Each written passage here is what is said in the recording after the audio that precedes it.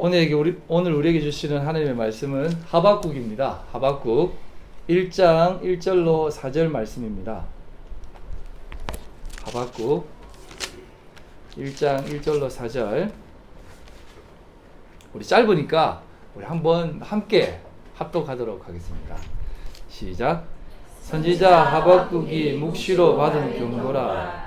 여호와여, 내가 부르짖어도 주께서 듣지 아니하시니 어느 때까지이까? 내가 강포로 말미암아 외쳐도 주께서 구원하지 아니하시나이다. 어찌하여 내게 죄악을 보게 하시며 패역을 눈으로 보게 하시나이까? 겁탈과 강포가 내 앞에 있고 변론과 분쟁이 일어났나이다. 이러므로 율법이 해이하고 정의가 전혀 시행되지 못하오니 이는 악인이 의인을 에워 샀으므로 정의가 굳게 행하여 짐이니이다. 아멘. 오늘은 특송하는 사람이 없어가지고 제가 합니다.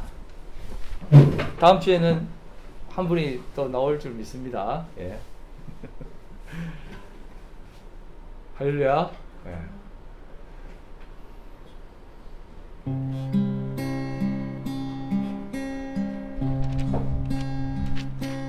주님, 나 무익한 종입니다. 다 헤아려 봐도 부족한 것뿐입니다. 주님, 나 아무것도 아닙니다. 다 내려놓아도 자랑할 것 없습니다.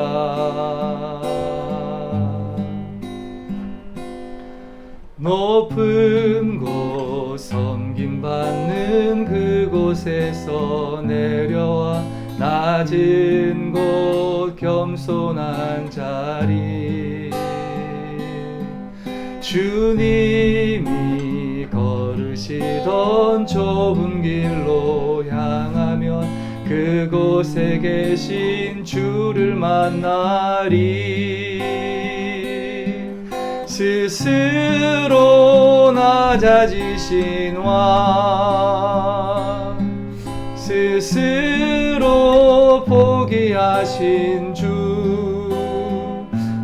앞에 오늘도 난 무익한 종일 뿐이니 스스로 낮아지신 왕, 스스로 포기하신 주 앞에 나는 아무 자랑도 없습니다.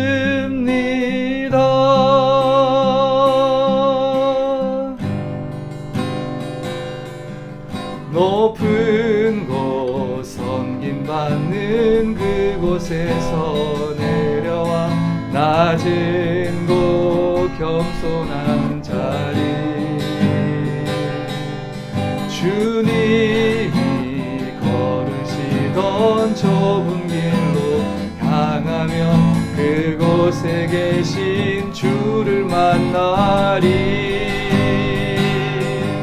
스스로 낮아지신 왕, 스스로 포기하신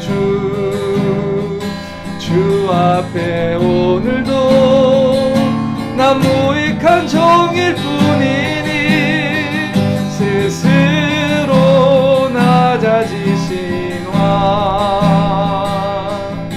스스로 포기하신 주 앞에 나는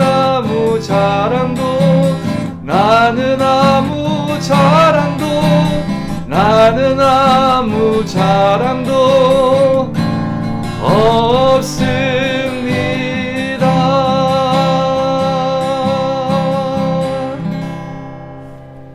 아멘. 아침에 연습을 너무 많이 해가지고 목이 졌습니다. 좀 잘해보려고 했는데. 예. 할렐루야. 예.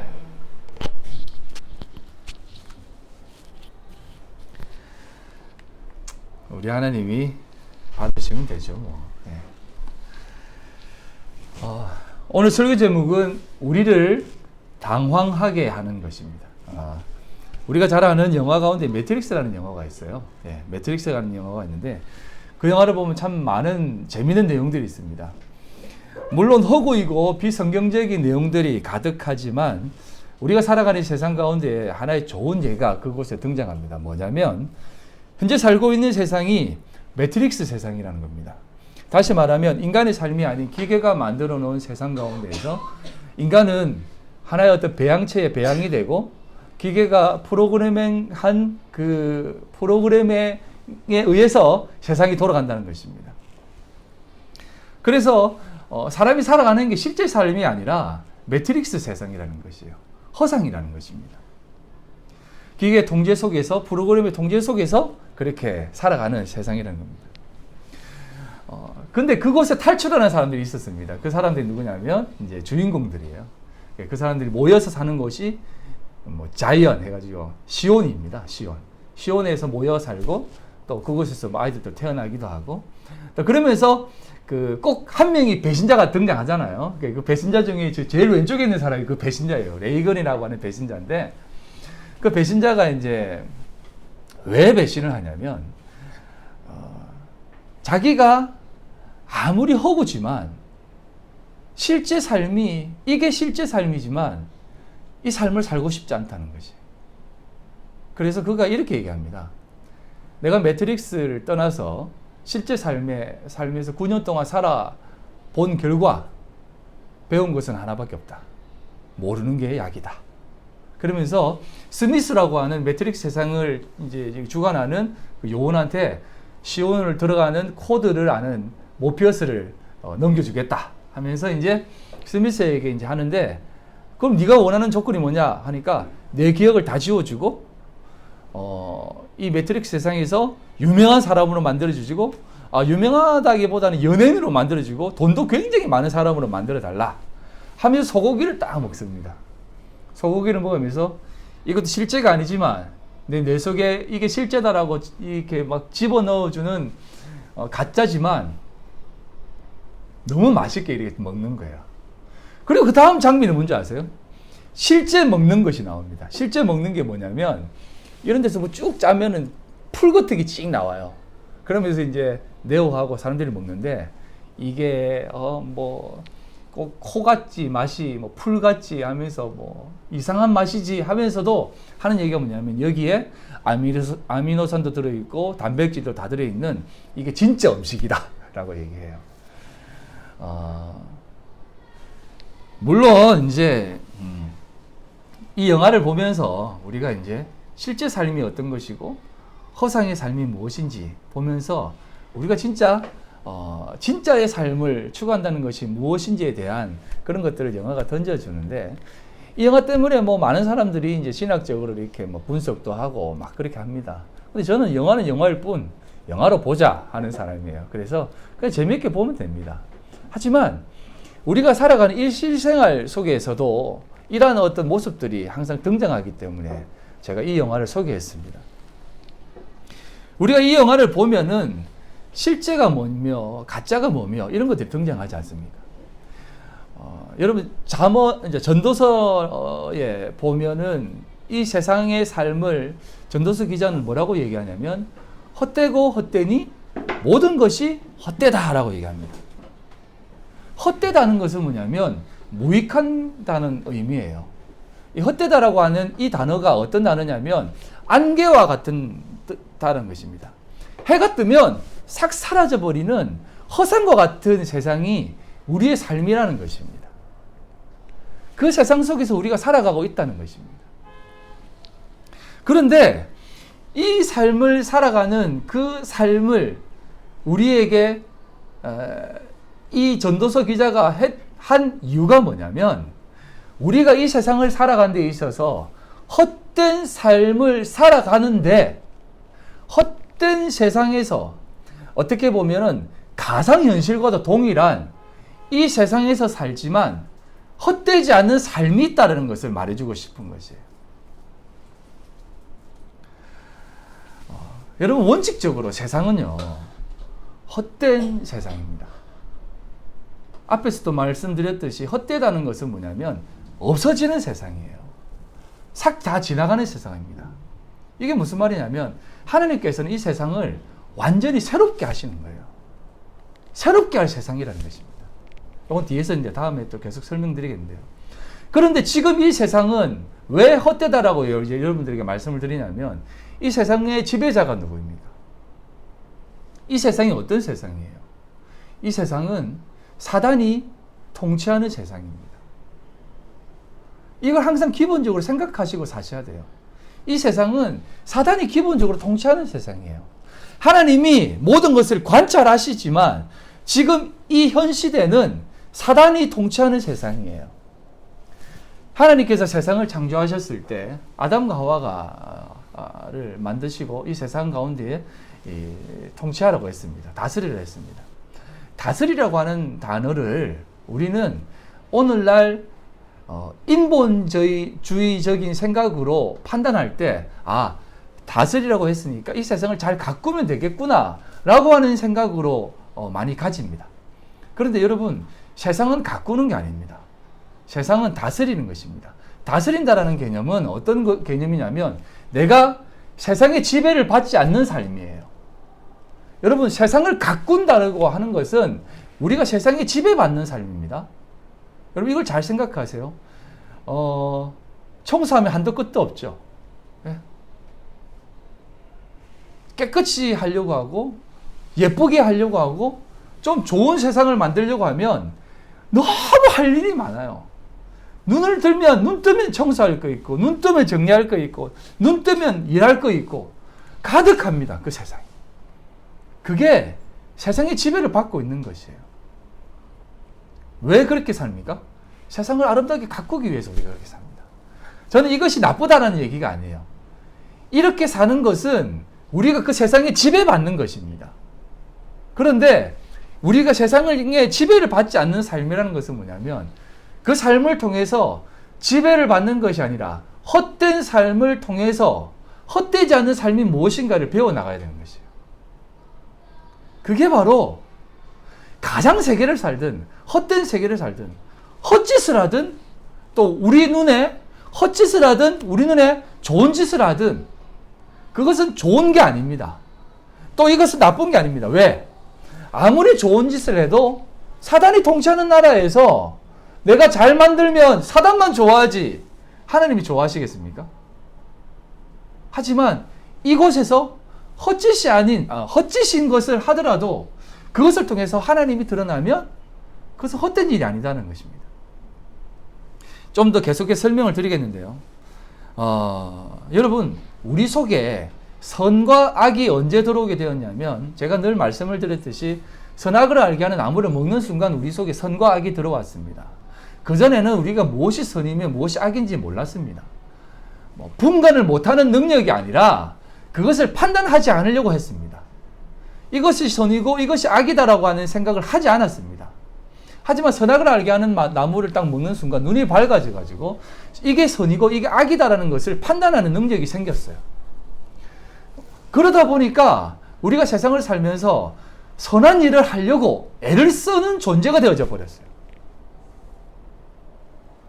여러분 사람이 언제 가장 힘든지 아세요? 내가 왜 이렇게 밖에 못 살지? 라고 하는 생각이 들어올 때 제일 힘듭니다. 그 생각은 뭐냐면 내가 좀 괜찮은 사람으로 살아야 되는데 이 땅에 보내져서 선한 일을 행하고 최소한 뭔가 족적이라도 하나 남겨야 되는데 이 속에서 선한 결과를 만들어내는 또 하나의 어떤 삶의 걸음을 만들어야 되는데 그것을 못 만들어내기 때문에 우리가 힘든 거예요. 그게 언제부터 들어왔다고요? 그런 삶이 왜 생겼다고요? 아담과 하와가 선악을 알게 한 나무를 먹게 되는 순간 그렇게 되었습니다.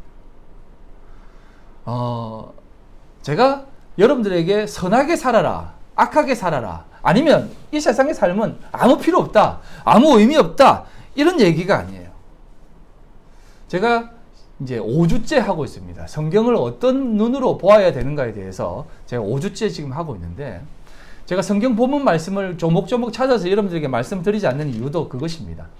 이 틀을 제가 먼저 말씀을 드리는 겁니다. 이 세상 가운데 살아가고 있는 그리스도인들은 원칙적으로 우리는 죄의 노예로 살아가는 존재로 태어났습니다.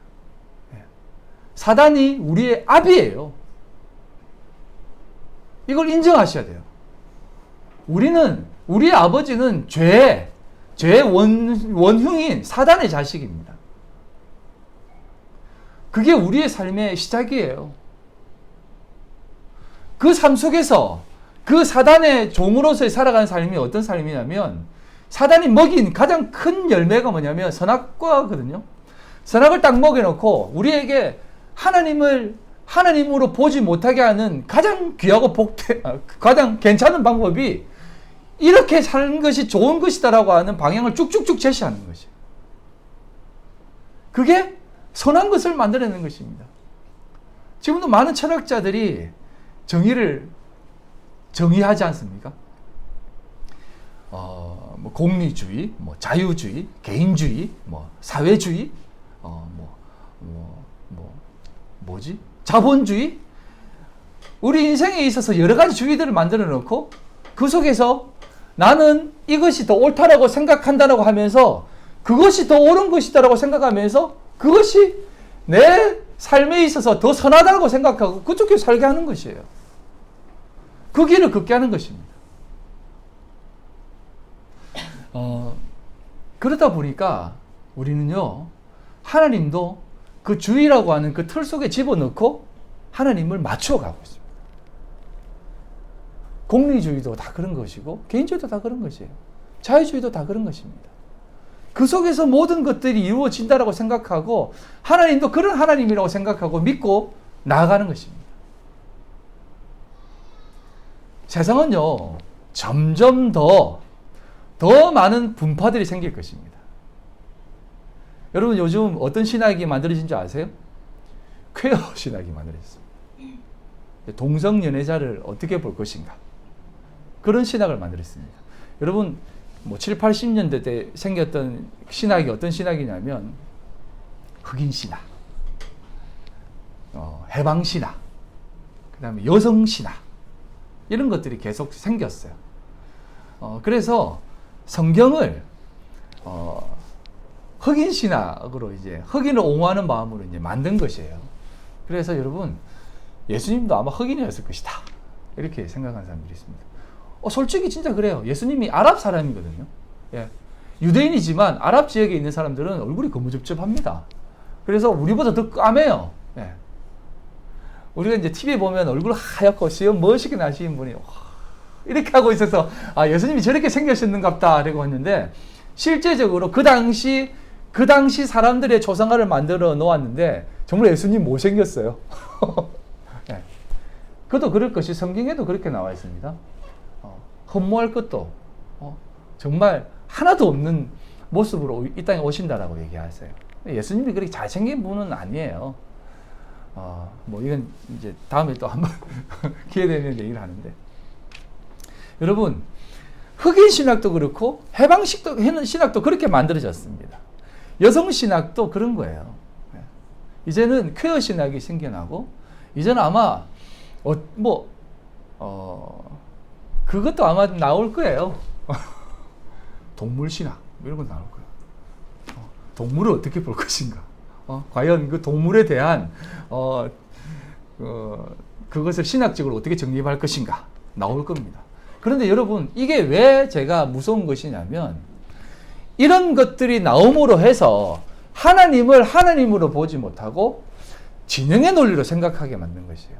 나는 사실 이 부분을 더 옹호한다, 이 주장을 더 따른다, 나는 이것이 내 삶에 좋아, 내가 하나님을 믿는데 이 주의가 나에게 더 맞아 라고 생각하고 하는 것입니다.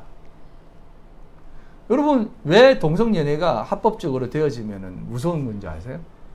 교회에서 동성연애는 잘못된 것입니다 라고 하면 이제 그 교회는 잘못된 것이에요. 잡혀갑니다, 목사님. 뭐 이제 저는요, 동성연애자도 사랑합니다. 갑자기 말이 좀 이상한 것 같은데 그런 뜻이 아니라 주님의 이름으로 사랑합니다. 그 사람들도 주님의 사랑이 필요한 사람들입니다. 그런데 이것을 자꾸 신학으로 만들어 가려고 하고 주의로 만들어 가려고 하고 하나님을 하나님으로 그 모든 것들을 바라보아야 되는데 자꾸 이상한 것들로 만들어 간다는 것입니다. 이게 무서운 것이에요. 그래서 우리 삶에 있어서 늘 주님을 향한 그 마음들이 왜곡되어지는 것이에요.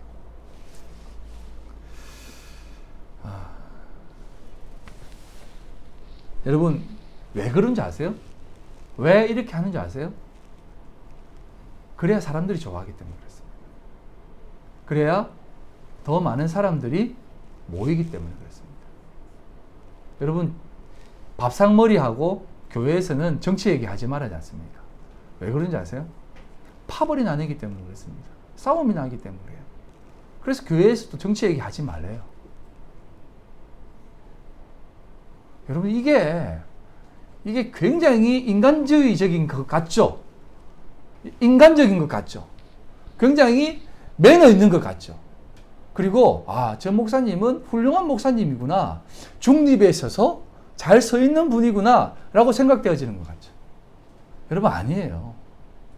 정치도 가정도 자녀도 하나님의 그 마음으로 분명히 얘기해야 될 것은 얘기해야 돼요. 잘못된 것은 잘못됐다고 하고 그냥 넘어갈 것은 넘어가달라고 해야 되는 것이에요. 그래서 저는 파란 당도 아니고 빨간 당도 아닙니다. 저는 부모님 당이에요. 우리 부모님이 빨간 게 좋다 하면 그럼 저도 빨간 거 좋아하겠습니다. 이렇게 하는 사람이에요. 왜? 부모에게 순종하라 라고 하는 말씀입니다. 우리 부모님 파란 게 좋다 하면 저는 파란 거 하겠습니다. 이렇게. 소신 없어 보이죠? 근데 저는요, 그 문제는 다음이에요. 그냥 부모님께 순종하고, 그 다음에 문제는 또 다음의 문제로 저는 하나님의 말씀 앞에서 서 있을 겁니다. 이게 중요한 것이에요. 그러지 않으면 우리는 이 세상이 흘러가는 풍조대로 그냥 계속 따라갈 수밖에 없어요. 그 삶은 참된 신앙생활이 아닙니다. 교회도 자꾸 그렇게 되어져 가고 있습니다. 신앙생활이란 우리가 이 땅에 태어나서 하나님을 더욱더 알아가기 위한 삶입니다. 그게 신앙생활입니다. 우리가 어떤 존재이며 우리가 어떻게 살아가야 하며 우리에게 주어진 삶이 무엇이며 그 삶의 참됨이 무엇인지 알아가는 삶이 신앙생활입니다. 하지만 우리는 그런 삶을 구하지 않습니다. 그냥 세상이 만들어 놓은 틀 안에서 언제나 그 안에서 잘하는 것이 무엇인지 찾아가려고 하는 마음으로 신앙생활을 합니다. 저는 세상을 부인하지는 않습니다. 하지만 이 세상 속에서 하나님이 우리에게 무엇을 발견하시고자 하는 그 발견함, 이것을 찾아가야 돼요. 이 썩어져가는 세상에서, 헛된 세상에서 보화를 발견해내야지, 예수 그리스도를 찾아내야지. 그냥 세상의 삶을 다 버리는 것도 아니고 세상 삶에서 내가 좋아하는, 세상이 좋아하는 것을 찾아내는 것이 아니라 주님을 찾아내야 된다는 것이에요. 그래야지 헛된 것이 헛되지 않는 것입니다. 이런 삶이 있을 때 우리의 삶이 참된 헌신이 되어져 가는 것입니다. 백날 신앙생활하고 예배생활하고 기도생활해도 그것을 찾아내지 못한다면 그 시간은 헛된 시간이에요. 40일 금식 기도하고 120일 새벽 기도 한 번도 안 빠져도 그 속에서 하나님을 발견하지 못하고 신앙생활을 위한 신앙생활을 하면 그 헛된 것이에요. 세상 사람들의 삶이나 그 신앙생활하는 그 신앙생활이나 헛된 것입니다. 다 없어지는 것이에요. 무익한 것입니다. 아무 유익이 없습니다. 하지만 아무리 헛된 세상에서 내가 그 속에서 하나님을 발견하려고 발버둥 치면 그 삶은 가장 고귀한 삶입니다. 세상 사람들이 눈에 보기에는 뭐하냐? 왜 여기에서 고민을 해? 왜 이 대목에서 고민을 해? 그냥 하면 되지. 아니야, 나는 고민돼. 이 삶이 진짜 삶이에요. 그래서 미가서 6장 6절에서 8절에 이렇게 말씀합니다. 내가 무엇을 가지고 여호와 앞에 나아가며 높으신 하나님께 경배할까? 내가 번제물로 1년 된 송아지를 가지고 그 앞에 나아갈까? 여호와께서 천천의 수양이나 만만의 강물 같은 기름을 기뻐하실까?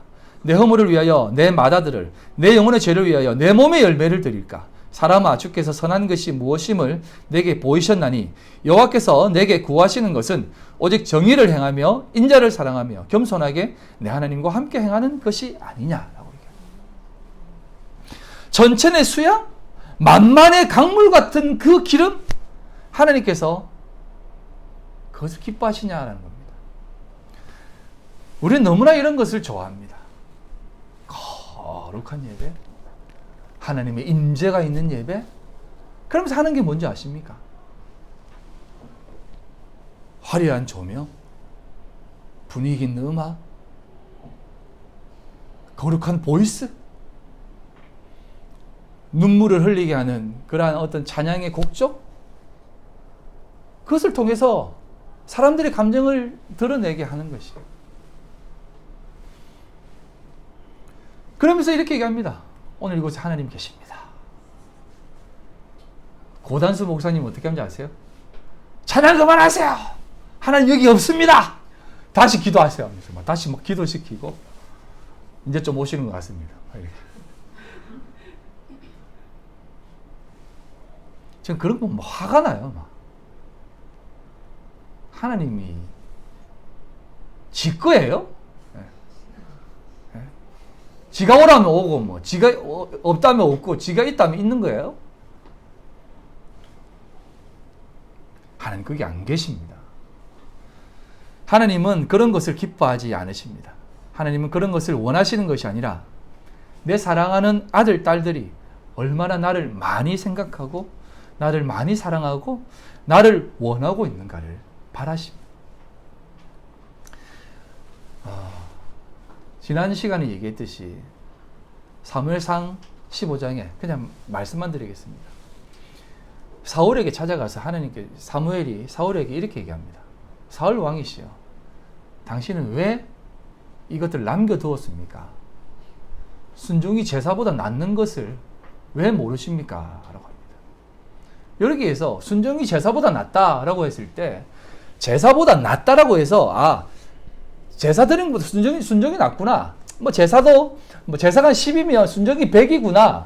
아니면 제사가 50이면 순종이 뭐 100이구나. 이런 개념이 아니에요. 낫다라고 하는 이 단어는 토부입니다. 토부. 오늘 등장하는 선한 것이 뭐냐? 토부예요. 토부. 이게 뭐냐면 하나님 보시기에 좋았더라라고 하는 토부라는 것입니다. 선한 것. 그 말은 뭐냐면 제사는 악이고 순종은 선이다라는 것입니다. 여러분 이게 무슨 말인지 아시겠습니까? 이것보다 이게 더 낫다라는 개념이 아니라 하나님 앞에 하나님의 말씀을 듣는 것이 선하다는 것입니다. 천천의 수양이나 만만의 기름은 하나님 앞에서 이건 아무것도 아니다는 것입니다. 무용한 것이고 하나님께서 원하시는 것은 그것이 아니다라는 것입니다. 나의 마음을 주님 앞에 내려놓고 나의 모습을 주님 앞에 내려놓고 솔직하게 진실되게 하나님 앞에 나아가는 것입니다.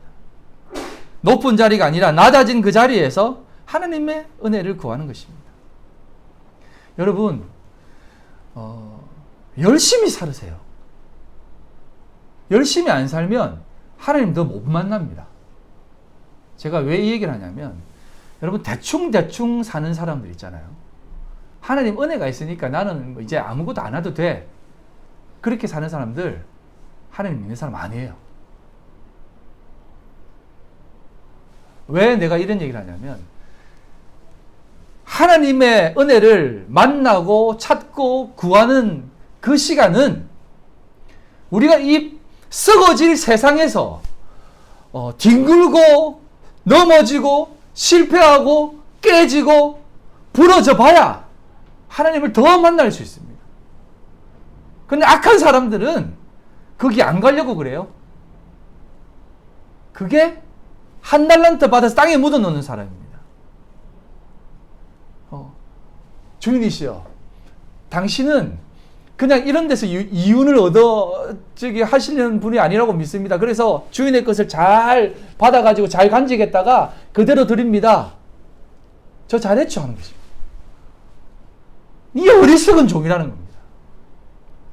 여러분, 세상에서요 5달란트를 다시 남기기 위해서 얼마나 발버둥 쳐야 되는지 아십니까? 그것은 이윤을 남기는 개념이 아니라 이 정말 버러지 같은 세상 가운데서 마귀가 왕 노릇하는 이 세상에서 하나님의 마음을 가지고 그곳에서 발버둥 치려고 하는 것은 내가 진짜 내 골이 빠개지는 것과 같은 고민을 해야만 돼요. 제가 오늘 아까 희정자매한테 잠깐 얘기했듯이 주일이 너무 빨리 돌아와요. 왠지 아세요? 하나님 말씀을 준비하면 시간이 부족해 죽겠는데 너무 주일이 빨리 돌아옵니다. 물론 말씀만 일주일 내내 보고 있으면 안 부족하겠죠. 그런데 저도 인간인지라, 예? 저도 하고 싶은 것도 많고 만나고 싶은 사람도 많고 또 쉬고 싶은 마음도 있잖아요. 그런 거 다 하다 보니까 너무 말씀 볼 시간이 없어요. 그러니까 너무 일주일이 금방금방 돌아요. 또 내일이 주일이구나. 주님 더 준비해야 되는데 왜 이렇게 일주일이 짧습니까? 여러분, 그때 오는 마음이 뭔지 아세요? 어떻게 하면 우리 성도들에게 옳은 말씀을 전할까라고 하는 그 싸움 속에서 합니다. 여러분, 저는 목사, 그러니까 신학교를 2000년도에 갔습니다. 이게 이제 20년이 되었습니다. 사역을 한 지 20년이 되었는데, 물론 그전에도 뭐 이렇게, 본교회에서 뭐 전도사 하기도 했지만, 여러분, 20년 동안 목회를 하면, 말씀이라고 하는 것도 20년 동안 전하면 틀이 있습니다. 그러니까, 들어가는 말, 서론, 본론, 결론. 본론에서 1, 2, 3, 4, 결론. 딱 때리고, 빡! 예. 딱 열어가지고, 딱! 알겠지? 빡! 예. 그리고 지금도 그런 많은 훌륭한 목사님들의 설교를 보면, 정말, 와, 진짜, 서울 사람들은 다 설교를 이렇게 잘한다. 이렇게 할 정도로, 야, 너무 귀에 속속 들어오게, 그렇게 합니다. 그런데, 들어보면 뭐 어떤 생각이 드냐면, 이게 돼? 이게 맞아? 어떻게 하나님 말씀을 이렇게 적용을 빡빡빡 시키지? 하나님 말씀을, 그냥 이 세상이 살아가는 원리에 어떤 리더십이라든지 어떤 그런 거에 딱딱딱 집어넣어서 너도 당신도 이렇게 훌륭한 사람이 되어라. 이렇게 하면 하나님 앞에서 세상 앞에서 성공할 수 있다라고 빡 집어넣는 그런 모습을 보면서 아닌데라는 생각이 든 것입니다.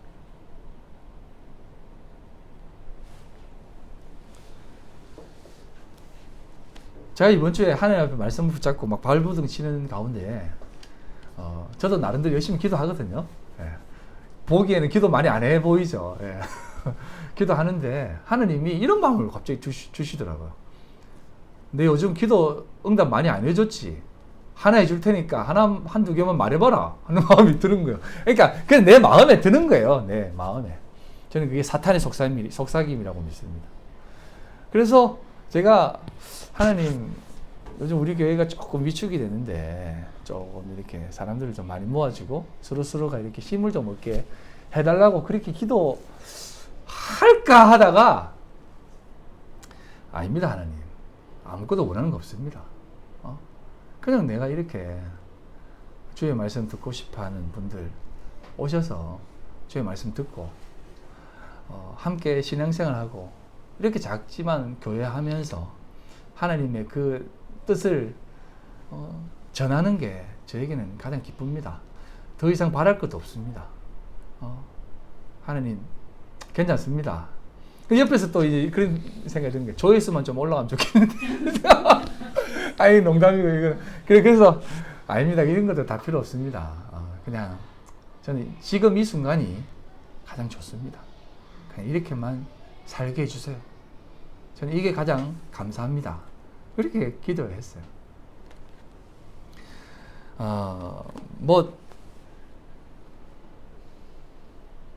이 세상 가운데 살아가면서, 사실은 좀 더 하나님께서 원하시는 삶을 살고 싶죠. 그러니까 우리가 생각하는 하나님께서 원하시는 삶이란 더 많은 사람들에게 복음을 전하고 좀 더 큰 사역을 하고 싶고 좀 더 귀한 일들을 하고 싶죠.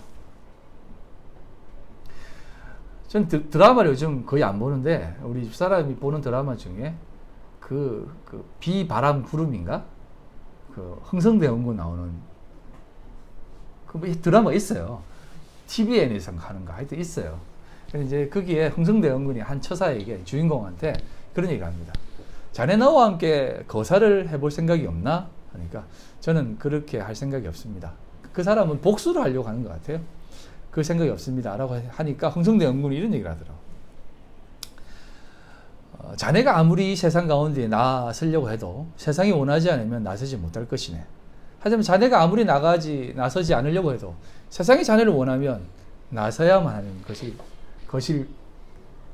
걸걸세 뭐 하면서 이렇게 얘기하더라고요. 그걸 보면서 참 그렇겠구나라는 생각이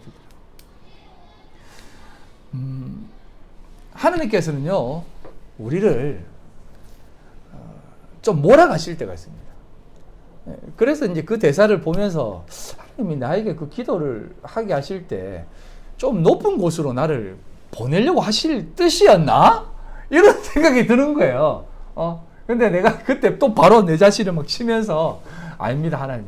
나도 누구보다 저를 잘 아는데 하나님 저는 못해요. 저는 그런 그릇이 안 됩니다. 그냥 살려주세요 제발. 그런 곳에 저를 두지 마세요. 저 못합니다. 라고 또 이렇게 하나님 앞에 때를 좀 섰는데 여러분 우리가 하나님 앞에서 살아가는 그 삶이란 여러분의 삶에 있어서 여러분들의 삶이 어떤 모습이고 내가 어떤 존재인가를 잘 아는 것이 중요합니다.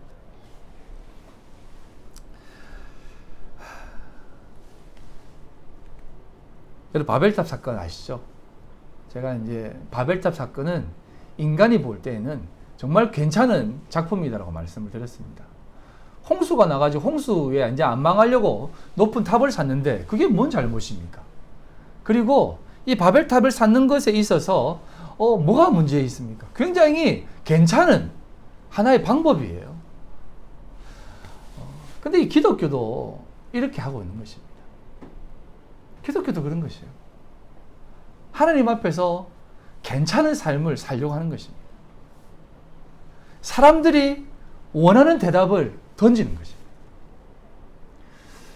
저도 이제 요즘 유튜버를 하기 좀 시작해가지고 유튜브를 많이 보는데 유명한 목사님들의 설교를 이렇게 보면 이 시대의 어떤 존경하는 목사님들 뭐 이런 분들의 설교를 들어보면 참 좋아요. 참 젠틀해요. 그런데 들으면 어떤 생각이 드냐면 참 사람들이 좋아하겠구나 라는 생각이 듭니다. 하나의 어떤 문제 11조를 어떻게 드려야 될 것인가? 교회 예배를 어떻게 드려야 될 것인가? 그런 부분들을 쭉 얘기할 때 참 괜찮아요. 젠틀합니다. 예. 이 세상을 어떻게 바라봐야 될 것인가? 코로나를 어떻게 극복해야 될 것인가? 참 젠틀하게 하시는 분들 많아요. 그런데 그걸 보면서 어떤 생각이 드냐면 누구나 다 좋아하겠구나라는 생각이 듭니다. 무슨 말인지 알겠습니까? 교회 다니는 사람이나 교회 안 다니는 사람이나 이 목사님 참 공감이 되네 라는 생각을 하게 합니다. 여러분 그게 뭐가 문제가 있다고? 손 목사님 우리 목사님 그게 뭐 문제 있다고 지금 얘기하시는 거지? 여러분 문제 있습니다. 왜 제가 문제가 있다고 얘기하냐면 여러분 예수님이 이 땅에 오셔가지고 우리에게 뭐라고 하신 줄 아세요? 세상이 너희를 미워할 것이다. 그런데 너희를 미워하는 게 아니야. 나 때문에 너희를 미워할 것이야. 라고. 예수님이 이 세상에 오셔가지고 미움받았어요. 예수님이 세상이 원하는 대로 안 살았습니다. 어떤 목사님이 이런 얘기도 하시더라고요. 예수님이 지금 이 시대에 와가지고 목회를 했으면 목회 실패했다고. 예수님도 실패했다는 것입니다. 목회를 실패했다는 것이에요. 그런데 우리는 목회 부흥, 목회 성공 하면서 어떻게 합니까? 500명, 1000명, 10,000명, 2만 명으로 가자 이러면서 얼마나 많이 올립니까? 교회 탑도 막 세워 올리죠. 교회 탑이나 바벨탑이나 뭐가 다른 게 있습니까? 다 사람 보기 좋아요. 교회 탑 왜 세우는지 아세요? 교회다라고 하는 어떤 교회 건물이다라고 하는 것을 드러내기 위해서, 또 소위 말하는 거룩한 교회니까 높이 올라간다고 생각하죠. 아니에요. 사람들에게 잘 보이기 위해서. 여기 교회 있으니까 빨리 오세요.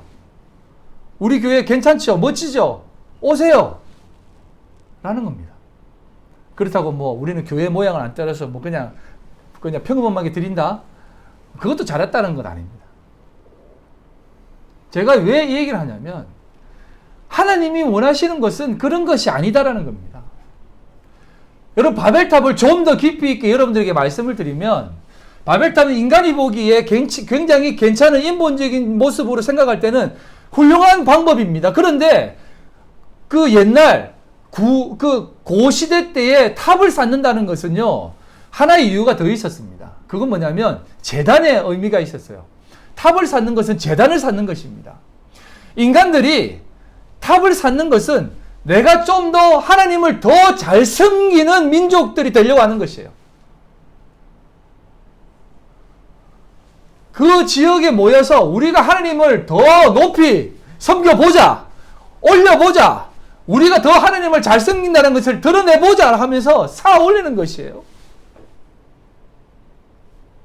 하나님이 어떻게 하시는 줄 압니까?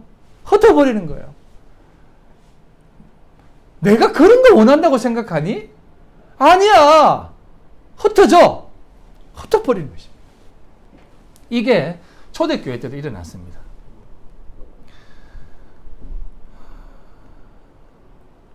좀 뒤로 넘어가서 어디 갔죠? 예. 사도행전 6장 7절. 초대교회 때도 이런 일이 일어났습니다. 하나님의 말씀이 점점 왕성하여 예루살렘에 있는 제자의 수가 더 심히 많아지고 허다한 제사장의 무리도 그 도에 복종했다는 것입니다. 베드로, 야고보 순교 딱 해버리고 요한, 복음을 전하니까 허다한 무리가 모여드는 것이에요. 그래서 이 말씀의 앞에는 어떻게 하냐면, 야, 우리가 말씀을 전하는 일에 전무해야 되는데 과부들 돌보고 구제하는 일에 힘쓰니까 너무 힘들다. 야, 7 집사 세워서 그들에게 맡기고 우리는 말씀 전하는 일에 전무하자 했는데 막 더 많이 모이는 거예요. 그래서 어떻게 하시는지 압니까? 8장에 하나님께서 그것을 흩어버린 것입니다. 바로 8장에 흩어버린 것입니다. 이거 아마 말씀이 없는 거거든요. 안 찾은 겁니다. 8장에 하나님이 그것을 그 초대교회에 핍박을 가해서 흩어버립니다. 그래서 흩어진 그들이 그곳에서 복음을 전하더라. 라고 얘기합니다. 그때 핍박을 가하는 사람 중에 누가 등장하냐면 사울이 등장합니다. 사울이 득세해가지고 그 도를 믿는 사람들을 잡아 죽이려고 가두는 그 일을 합니다. 여러분, 제가 딱 얘기해 드릴게요. 여러분, 이 코로나가 왜 생긴지 아세요? 흩어버리시려고 생긴 겁니다. 흩으시려고 그런 것이에요. 다른 거 없습니다. 흩으셔서 이제 너희들 탑 쌓아 올리지 마라. 교회의 힘이 뭔 줄 아니? 10,000명, 20,000명 모이는 것이 힘이다라고 생각하니? 노! 아니야. 교회는 그런 것이 아니라 내 마음에 합한 자들이 하나님의 마음을 깨닫고 살아가는 것이야. 그것이 교회고 그것이 하나님이 원하시는 삶이야. 그것을 우리에게 말씀해 주시는 것입니다.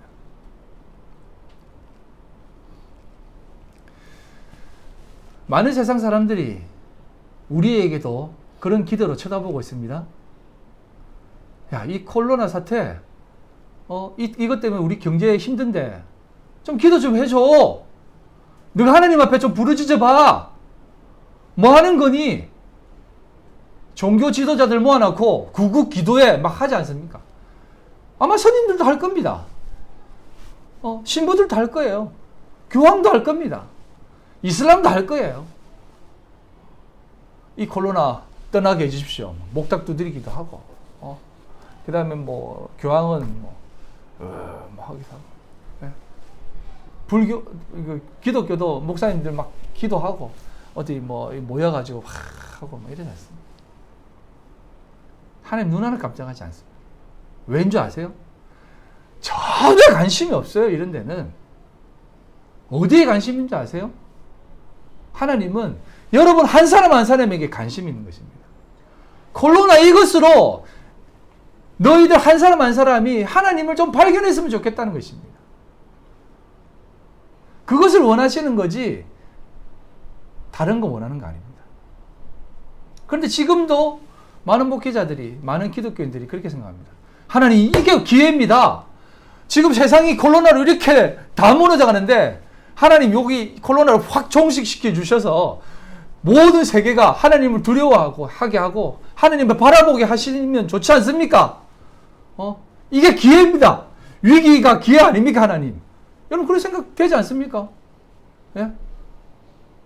이번 기회에 우리 아름다운 교회에 막 전문이 막 열리자마자 막 100명, 200명 후루룩 계속 들어온 거예요. 예? 예? 이 교회가 진짜 교회입니다, 하나님. 하면서 막 들어오는 거예요. 예? 막 가슴 벅차지 않습니까? 와, 진짜 하나님이 우리를 인정해 주시는구나. 그러면서 뭐 저도 이제 다른 목사님들 모아놓고 봐라! 하나님 앞에 똑바로 서 있으니까 다 이런 축복해 주지 않냐? 당신도 똑바로 살아라고 막. 어떻게 했습니까? 좀 방법을 알려 주세요. 기도하고 열심히 하고 유튜브 하고 하니까 되더라. 그럼 자기들도 막 합니다. 막 이렇게 합니다. 그게요, 얼마 전에 했던 방법들이에요. 목회 부흥 컨퍼런스, 두 날개 컨퍼런스, 예? G20, G12, 예? 그거 다 그런 거예요. 목회 성공하는 방법이에요. 그거 50만 원씩 내고 그 강의 들어요. 이게 썩을 인간들이지. 그게 50만 원 주고 복음을 살려고 그래요. 복음을 50만 원 주고. 아이고 주여. 진짜. 하나님이 통탄할 겁니다, 아마. 야, 좀 더 받지. 야, 50만 원이 뭐냐. 부흥하는 게 50만 원이면 부흥된다고 생각하니? 출애굽기 8장 21, 22절에 이렇게 얘기합니다. 내가 만일 내 백성을 보내지 아니하면 내가 너와 내 신하와 내 백성과 내 집들의 파리떼를 보내리니 애굽 사람의 집집에 파리떼가 가득할 것이며 그들이 사는 땅에도 그러하리라. 그날에 나는 내 백성이 거주하는 고센 땅을 구별하여 그곳에는 파리가 없게 하리니 이로 말미암아 이 땅에서 내가 여호와인 줄을 내가 알게 될 것이다. 여기 보면은 그 출애굽 때 하나님께서 몇 가지 재앙을 내립니까? 10가지 재앙을 내립니다. 10가지 재앙을 내리는데 고센 땅은 어떤 땅이냐면 이스라엘 백성들이 있는 땅이에요. 그 땅에는 재앙이 안 임하고 애굽 땅만 재앙이 막 내리는 것이에요. 여러분 보세요. 이런 역사가 일어나지 않습니까? 하나님 교회는 절대 코로나 안 걸리고 절에 막 생기게 해주세요. 저 메카에 막 생기게 하시면 얼마나 좋습니까? 그럼 하나님 위상 빡빡빡 높아지지 않겠습니까, 하나님? 그런 생각 안 하세요? 네? 신천지들이 그랬어요. 신천지들 그 음성 파일 봤죠? 여러분, 부산 신천지 지부장. 예. 여러분, 그 우한 거기 많죠? 우리는 한 명도 안 걸렸습니다. 하면서 막. 그러다 다 걸린 거예요, 그러다가. 지금, 교회들도 그러고 있어요. 이해는 합니다만 그런 거는 아무 상관이 없습니다. 하나님은 그런 걸로 자신의 영광을 드러내지 않습니다. 그 세상 종교들이 하는 짓거리지 하나님이 왜 그런 짓을 합니까? 출애굽의 사건은 그것 때문에 이렇게 하신 것이 아니라 뭐라고 말씀하냐면 이 땅에 내가 여호와인 줄을 내가 알게 될 것이라는 것입니다. 이게 뭐냐면 바로에게 모세에게 너 둘이가 알 것이다라는 것입니다. 너 둘이가. 예? 이 모든 세상의 사태가 기독교라고 하는 하나의 어떤 단체, 종교를 올리는 것이 아니라 너 한 사람 한 사람이 이 사태를 통해서 하나님을 더 발견하기를 원한다는 것입니다. 이 사태로 네가 어떤 존재인가를 깨닫기를 원한다는 것입니다. 여러분 아시겠습니까? 하나님은 이걸 우리들에게 기대하시고 바라시는 것이에요. 다른 것 원하는 거 아닙니다. 네가 네 한 사람 한 사람이 하나님께 돌아오기를 바라는 것이에요. 예외도 없고 제외도 없습니다. 믿음이 많건 믿음이 작건 없습니다. 지금부터 하나님을 바라보라는 것입니다. 이 일들로 인해서 하나님을 바라보라는 것입니다. 예수님 시대도 이렇게 했습니다. 마태복음 11장 2절로 6절에 요한이 옥에서 그리스도께서 하신 일들을 듣고 제자들을 보내어 예수께 여쭤되 오실 그이가 당신이 오리이까 우리가 다른 일을 기다리오리이까. 세례 요한이 옥에 갇혀가지고 내가 잘못 전했나? 진짜 저분이 메시아가 맞나? 기름 부음 받은 자가 맞나? 그리스도가 맞나? 라는 것입니다. 의문이 막 생기는 것이에요. 내가 지금 이 고생하려고 지금까지 이렇게 살아온 게 아닌데. 그래서 제자들을 불러가 다시 보냅니다. 다시 가서 좀 물어봐라. 오실 그이가 당신입니까? 아니면 또 다른 일을 우리가 기다려야 됩니까? 라고 예수님 하신 얘기가. 예수께서 대답하여 이르시되 너희가 가서 듣고 보는 것을 요한에게 알리되 맹인이 보며 못 걷는 사람이 걸으며 나병 환자가 깨끗함을 보며 못 듣는 자가 들으며 죽은 자가 살아나며 가난한 자에게 복음이 전파된다 하라. 누구든지 나로 말미암아 실족하지 아니하는 자는 복이 있도다 하시니라. 예수님께서 하신 것을 한번 보세요. 맹인이 보며 못 걷는 자가 걸으며 나병 환자가 깨끗함을 받으며 못 듣는 자가 들으며 죽은 자가 살아나며 가난한 자에게 복음이 전파되어진다. 여기 핵심은 뭐냐면 죽은 자와 가난한 자에게 복음이 전파되어진다는 거죠. 예수님은 이 땅에 왜 오셨냐면 자신의 영광이나 기독교의 영광이나 기독교의 다시 그 부흥, 그 어떤 다시 중요한 위치에 올라가는 그 자리? 아니에요. 가난한 자에게, 죽은 자에게 복음이 전파되어지는 것이에요. 주님은 원하시는 것입니다.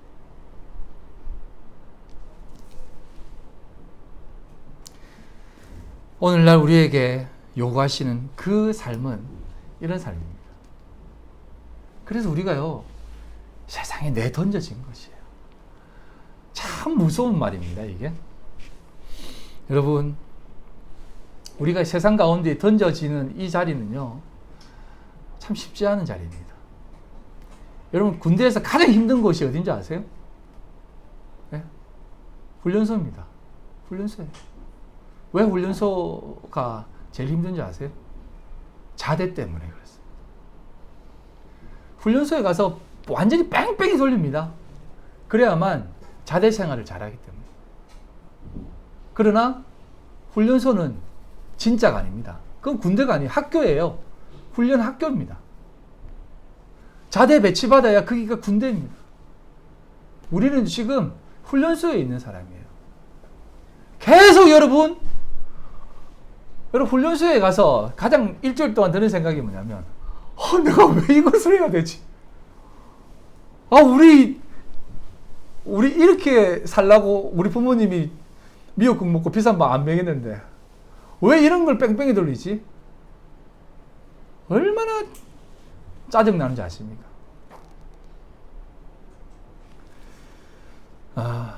여러분, 이 세상을 사는 것도 마찬가지입니다. 왜 하나님이 나를 이곳에 보내시지?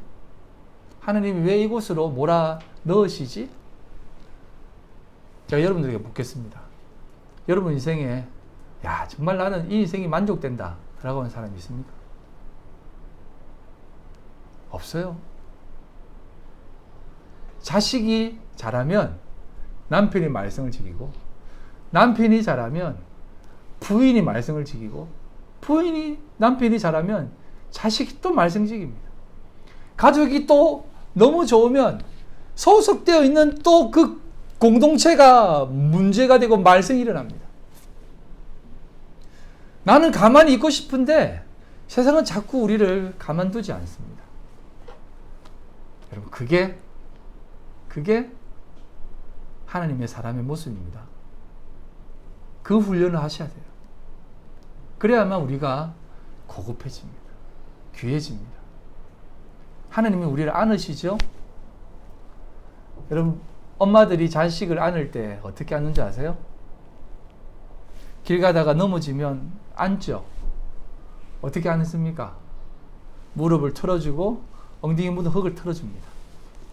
또 넘어집니다. 다시 무릎을 틀어주고 엉덩이에 있는 흙을 떨어집니다. 또 넘어집니다. 엄마의 손바닥이 강도가 세집니다. 틀어주는 강도가 아니라 점점 강도가 높아집니다. 왜 넘어졌니? 하면서 그냥 안 털어주면 좋겠는데, 그냥 넘어졌으면 좋겠는데. 안아주는 것은 그거예요. 하나님 여러분들 안으시는 것은 그냥 안으시는 거 아닙니다. 그래 안으십니다. 목사들은 어떻게 안는 줄 아세요? 하나님이 꼭 끌어안으십니다. 그리고 말 안 들으면 터져지게 버려요. 확 터져버립니다. 이렇게 산상조각 나게 터져버려요. 그냥 터트려버립니다. 예. 터트려버립니다. 예, 몰라듣는 사람이 있구나. 터트려버립니다. 하나님. 그래서 하나님이 더 목사를 사랑합니다. 그 의미에서. 이게 더 사랑하는 게 아니에요. 더 무서운 겁니다. 말씀을 맡은 자는 더 무서운 거예요. 여러분들의 엉덩이도, 여러분들의 무릎도 하나님이 안으시기 위해서 계속 털어줄 거예요. 흙 묻은 대로 살게 내버려 두지 않습니다. 하나님은. 가끔 엉덩이에 불이 날 정도로 세게 때릴 때도 있어요. 정신이 확 들게. 세상 사람들은 이렇게 얘기합니다. 인생은 연습이 없다. 한 번뿐인 인생이다. 하면서 막 살려고 합니다. 아니에요. 우리가 사는 이 세상은 훈련소입니다. 헛된 세상입니다. 지나갈 것입니다. 왜? 회복되어지는 것이기 때문에.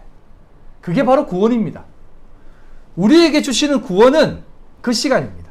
하지만 세상 사람들에게는 심판입니다. 그때를 준비하면서 여러분들의 묻은 모든 흙들, 더러운 것들 하나님이 빠십니다. 털어주십니다. 털기 싫다고 해도 하나님은 터셔야 돼요. 왜? 내 자녀 삼아주시기 위해서. 그 훈련을 지금 살아갑니다. 왜 이런 세상에 나를 살게 하십니까? 좀 더 좋은 커뮤니티에 두시지요. 아니야. 훈련해야 돼. 더 열심히 사세요. 더 세상 가운데에 뒹구십시오. 더 고민하세요. 그럴 때 하나님께서 여러분들에게 더 귀하게 올리시고 보십니다. 말씀을 정리하겠습니다. 하박국 선지자가 이렇게 얘기합니다. 3장 16, 19절. 내가 들었으므로 내 창자가 흔들렸고 그 목소리로 말미암아 내 입술이 떨렸도다. 무리가 우리를 치러 올라오는 환난 날을 내가 기다림으로 썩이는 것이 내 뼈에 들어왔으며 내 몸은 내 처소에서 떨린도다. 비록 무화과 나무가 무성하지 못하며 포도나무에 열매가 없으며. 이 뒤에 내용은 여러분 아실 줄 믿습니다. 우리는 항상 17, 18절만 봅니다. 하박국 선지자가 참 이제 고급한 신앙을 가졌구나. 아닙니다. 그 앞에 내용을 보세요. 여호와 하나님의 그 오심, 이방 나라를 통해서 이스라엘 백성들을 치러 오는 그 말발굽 소리, 그 모든 고통의 순간을 하박국 선지자는 내 뼈가 녹는다는 것입니다.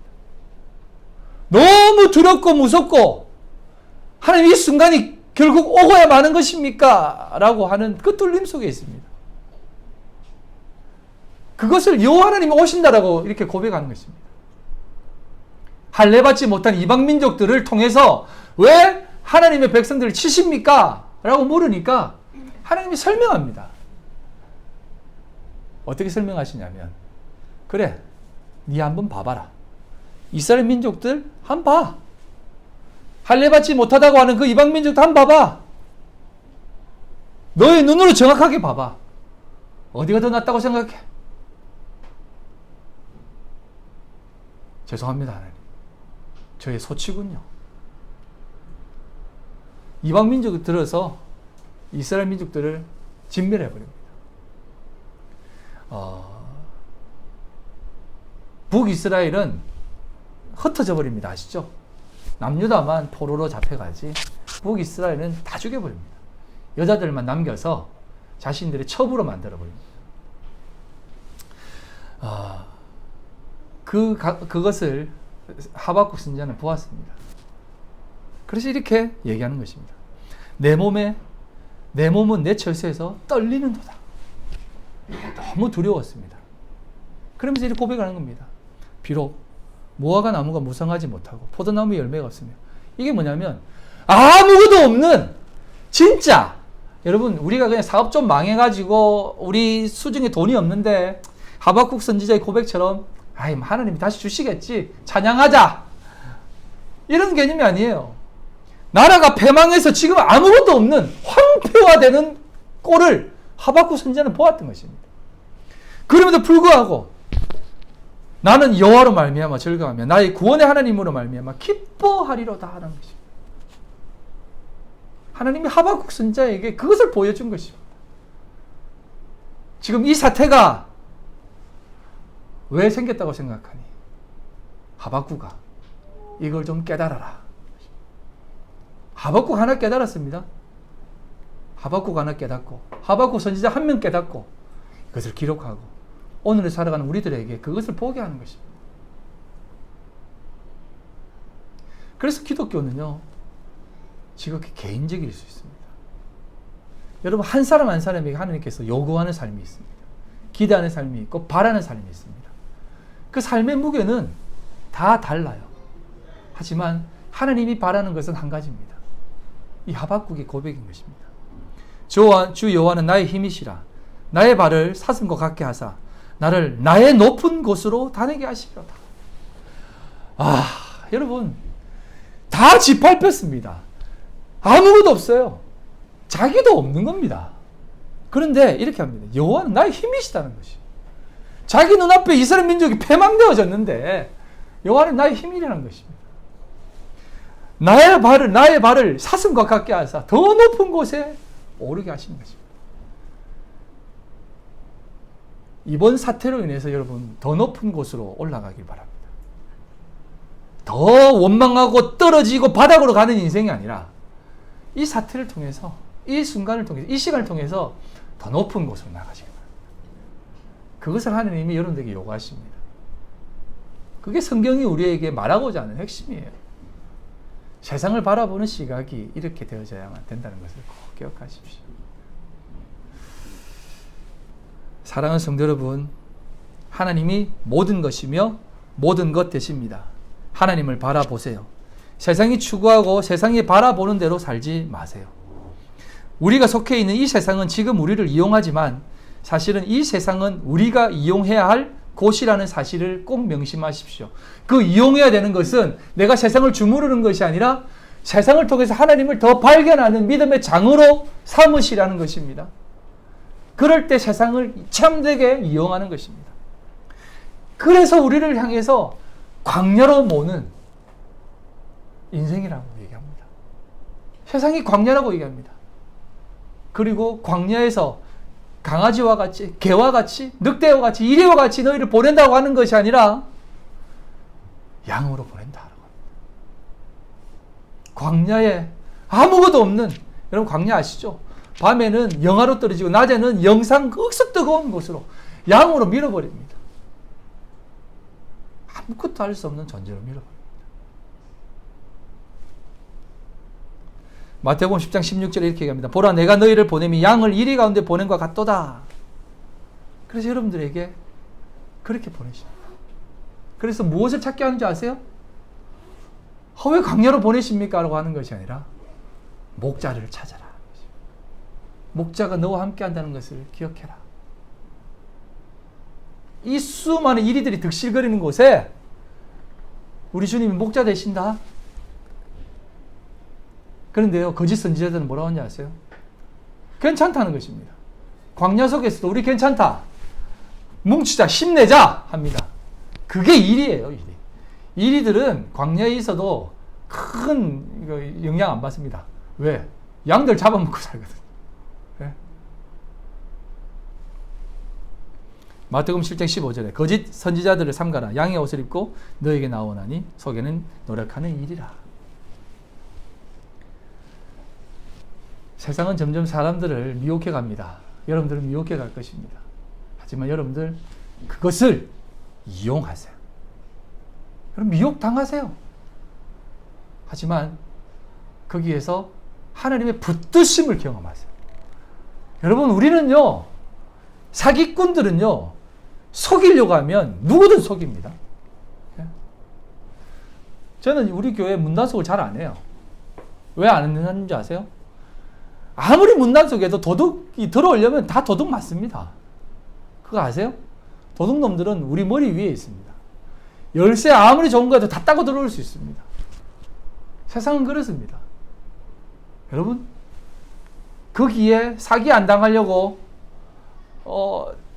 더 좋은 잠금 장치, 더 좋은 시스템, 더 좋은 머리 하지 마세요. 하나님이 나와 함께 하시다는 것을 기억하고 사세요. 저것을 막을 수 있는 것은 하나님밖에 없습니다. 라는 마음으로 사세요. 그럴 때 하나님은 여러분들 통해서 더 귀하고 복된 모습으로 살아가게 하실 것입니다. 꼭 기억하시고 더 은혜 가운데 살아가는 믿음의 자녀들 되시고, 여러분들은 하나님의 자녀입니다. 그것을 꼭 기억하시고 오늘도 승리하며 나아가시는 복된 성도님들 다 되시기를 주님의 이름으로 간절히 소망합니다. 우리 함께 이 시간 기도하겠습니다. 함께 기도하실 때 하나님, 세상은 점점 흉악해지고 세상은 점점 우리에게 요구하는 것들이 많습니다. 그럴 때 세상이 원하는 것을 던지는 것이 아니라 그 속에서도 하나님만을 드러내는 저희들 되게 주시옵소서. 내가 다 빠져나가고 오직 예수 그리스도로 가득 채워지게 해주시옵소서. 이 모든 상황을 주님께서 아실 줄 믿사오니